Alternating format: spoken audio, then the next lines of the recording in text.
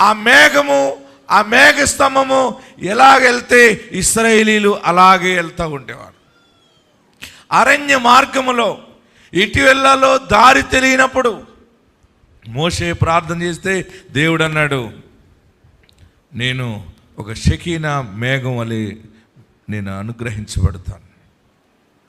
ఒక మేఘం వస్తుంది, ఆ మేఘము కింద మీరు సురక్షితంగా ఉంటారు. ఇశ్రాయేలీలందరూ కూడా ఆ మేఘ స్తంభము కింద ఉండి ప్రయాణము చేశారు. వారికి పగలు ఎండ తగలలేదు. రాత్రి సమయంలో ఆ మేఘము సూర్యుడిగా మారిపోయేది. ఎలా మారిపోయేది? సూర్యుడిగా. అరణ్యములో రాత్రి పట్టపగల్లాగా ఉండేది. పగల ఎండ వస్తే మేఘం పడితే ఇప్పుడు మనకు ఎలాగుందో అంత క్లౌడ్ పట్టినట్టుండేది. ప్రియులరా, ఈ అమ్మాయి అంటుంది, ఓ యెరూషలేము కుమార్తెలరా, మీకు తెలియదు, నన్ను పెళ్లి చేసుకునే రాజు పల్లకి మీద వస్తున్నాడు. గట్టిగా చప్పట్లు కొట్టి ప్రభువుని స్తుతించు. ఎలా వస్తున్నాడు?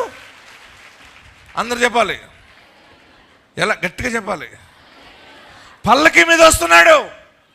ఇంకా పకెత్తి నవ్వుతున్నారు వాళ్ళు. గట్టిగా నవ్వుతుంటుంటే అంటుంది, ఎలాగొస్తున్నాడు చెప్పిన ఆ పల్లకి?